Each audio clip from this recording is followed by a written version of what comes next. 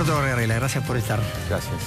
Estaba leyendo, usted escribió esta semana, y digo para hilar un poco con alguna de las cosas que vinimos hablando esta noche, una nota en el diario La Nación, la recomiendo desde ya, se titula El silencio de los intelectuales kirchneristas, y lo vincula un poco a toda esta cosa de, bueno, cómo la idea de defender el proyecto llevaba a soslayar algunas cuestiones, entre otras, el tema de cuestiones de ilícitos, corrupción, etcétera, etcétera, etcétera. Sí. Bueno, yo creo que se merece una reflexión que cómo entendemos la tarea del académico, el intelectual. Yo me considero un académico y yo lo entiendo como una tarea cooperativa, que no es una tarea ingenua, ni es una tarea despolitizada, ni es una tarea neutral, sino es, digamos, ayudarnos mutuamente en la crítica a partir de los valores que tenemos, los compromisos políticos que tenemos, pero eso no implica, digamos, implica mentir, no implica engañar, no implica silenciar lo que es obvio, digamos.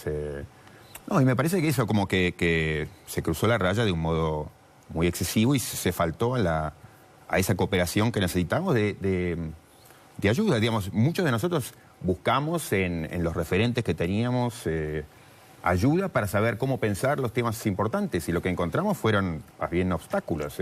Digamos, cómo pensar cuando se dicta la ley antiterrorista, cómo pensar la ley de democratización de la justicia, cómo pensar la ley de responsabilidad del Estado. La principal respuesta que dio el kirchnerismo después de la masacre del 11 fue la ley de responsabilidad del Estado, que implicó limpiar de responsabilidad, digamos, o obstaculizar la posibilidad de que se impugnara a los funcionarios.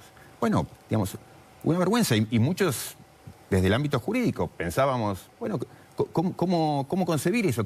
¿Cómo posicionarnos frente a eso? Y yo creo que necesitamos la ayuda mutua.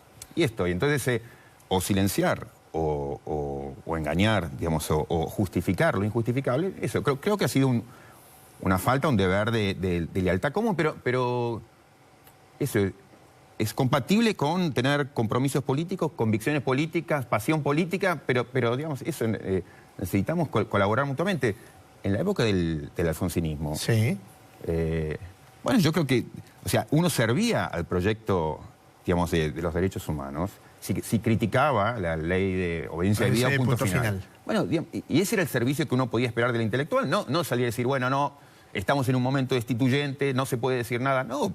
Es servir al proyecto de los derechos humanos, digamos, hacer críticas a los que consideramos inaceptables. Usted menciona en la nota también algún caso, no le pido que lo identifique, porque no es eso, pero algún caso de gente con las cuales usted compartía, sí, o profesores suyos, o que usted compartía situaciones, y como de pronto se produjo ese desacople. ¿Tuvo oportunidad de volver a retomar el diálogo, volver a repensar algo con ellos, o se hace difícil? No, se hace difícil. Yo creo que este tipo de notas, digamos, tampoco ha ayudado. Para mí es una manera digamos, de hacer una pregunta genuina de por qué. Y realmente a mí me interesaría escuchar cuáles son las razones que llevaron a que, digamos, en conocimiento de lo que pasaba, como muchos conocían, en sueños compartidos, digamos, por qué, digamos, eso lo acallaron, o por qué, digamos, frente a escándalos que luego, digamos, todos nos sorprendemos si todo el mundo lo sabía en ese momento. Bueno, en el ámbito en el que yo me muevo, en la justicia, había muchos jueces a los que uno estaba cerca y admiraba, digamos, porque había visto cómo es la renovación de la justicia, son la gente que viene a renovar el Poder Judicial, y bueno, luego los encontramos en las peores situaciones que hoy son públicas. No, eso, yo creo que hubo esas fallas en la cooperación, digamos, en el trabajo común. Ahora, dígame, a propósito, y siendo usted un hombre del mundo judicial, ¿usted es de los que creen que es posible combatir la impunidad desde el mismo lugar desde el cual se protegió la impunidad?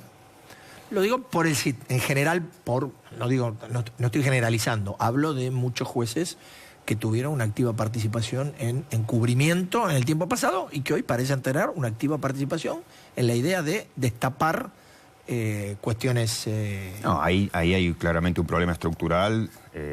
Digamos, quienes han estado comprometidos no son las personas en las que podemos confiar. A mí me llama la atención, digamos, los entusiasmos que suscitan el movimiento de tal o cual juez cuando hace tal... Digamos, yo creo que hay poco que esperar. Básicamente el Poder Judicial tiene el incentivo de cuidar sus privilegios, y eso lo lleva normalmente a hacer silencio, digamos, a no hacer ruido. Yo creo que la lógica del accionar judicial es el no hacer ruido para mantenerse en una situación que es muy beneficiosa.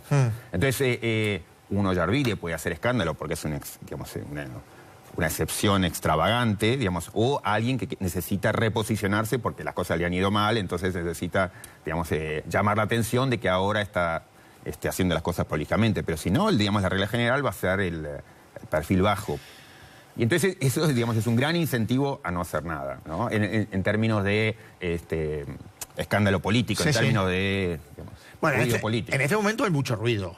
Claro, pero yo creo que ahora, es el ruido, muchos de los que necesitan reposicionarse y decir, no, yo no soy responsable, digamos, no me señalen a mí. El temor de que el Consejo de la Magistratura lo señale, el temor de que la opinión pública, digamos, lo señale como los cómplices, y entonces muchos tratan de lavar su imagen en ese sentido, pero me parece eso, que hay un problema estructural. ¿Usted cree que puede cumplir algún sentido útil esta comisión que auditaría a los jueces vinculados a temas de corrupción del 96 para aquí? Bueno, dentro de la nada que ocurre, digamos, me parece que es una iniciativa, bueno, en la buena dirección. Esto de llamar la atención, pasa algo, hay una mirada pública y es una mirada pública relevante.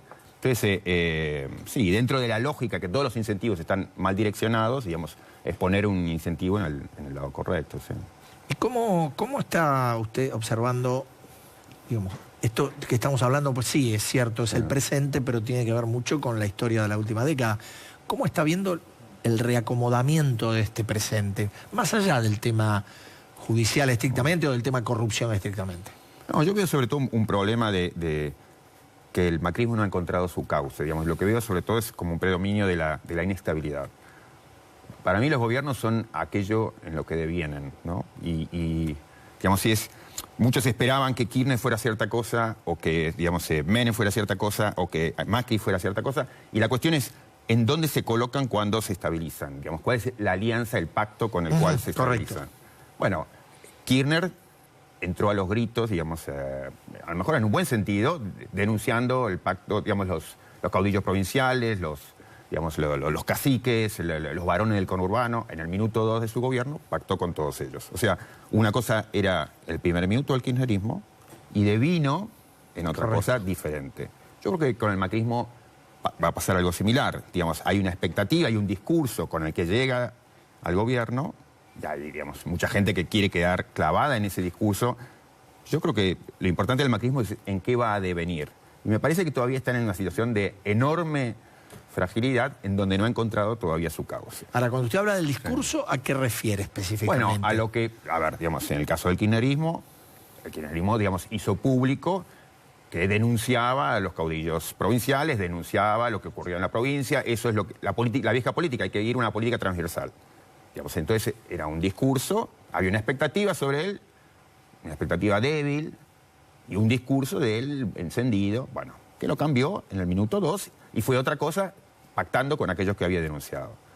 Yo creo que en el macrismo, digamos, va a pasar algo similar, que es, llega con cierto tipo de expectativa y también con un cierto discurso que es de la nueva política. De la nueva política, de la honestidad, de la cruzada tal o cual. Bueno, y la cuestión es en qué va a devenir. Y eso todavía no está claro.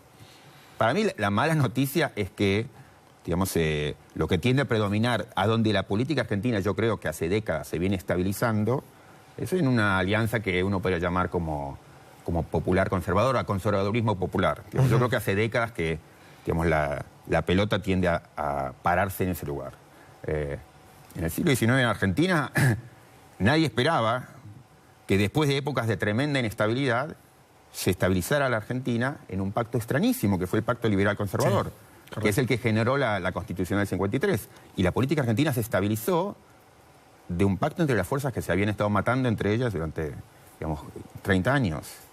Bueno, yo creo que en el siglo XX, digamos, volvió la inestabilidad fuerte y luego, digamos, por distintas razones, muchas malas razones, empezó a predominar un pacto, yo creo que tan extraño como el que se dio en el siglo XIX, que era aquel pacto liberal conservador. Ahora es un pacto, digamos eso, conservador popular. Ahora, dígame... Eso es lo que implicaría en el caso del macrismo, digamos, un corrimiento en alianzas hacia digamos, parte del peronismo, sin duda. Sí. Ahora, estas mutaciones que usted dice, ¿son factibles o son estables en un mundo que en verdad tiende a cuestionar, o uno tiene la impresión que tiende a cuestionar cierto orden predominante respecto de lo que uno conoció, póngale, la posguerra. No, a ver, yo creo que hay ciertos factores de poder. Yo creo que en Argentina factores de poder tienen que ver no solo con grupos económicos, tienen que ver también con eso, con caudillos provinciales, con digamos, fuerzas provinciales muy fuertes, que hoy son los que manejan la renta, que tienen que ver con la caja, digamos, de los recursos que llegan del Estado, y eso facilita, digamos, eso, que ellos tengan poder y que quien está en el gobierno, digamos, tenga un poder de influencia muy fuerte sobre ellos. Lo que facilita que se encauce un pacto, digamos, de ese modo. Por eso digo, no sé si es una buena noticia, me parece preocupante. En todo caso, también es preocupante la inestabilidad en que hoy la situación, digamos, resbalosa sobre la cual está parada hoy el macrismo. Hoy está en una situación, digamos, muy inestable. Digamos. Pacta con 4 personas allá, 5 senadores allá, frente a cada, digamos, hecho nuevo. Eso así no puede mantenerse y no va a mantenerse, y eso es preocupante.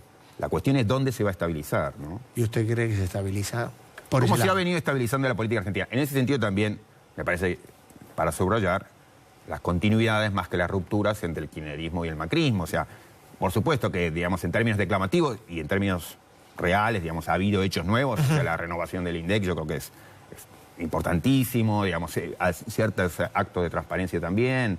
Pero me parece que en el fondo, digamos, hay más continuidades que ruptura, ¿no? Y va a haber más continuidades que ruptura.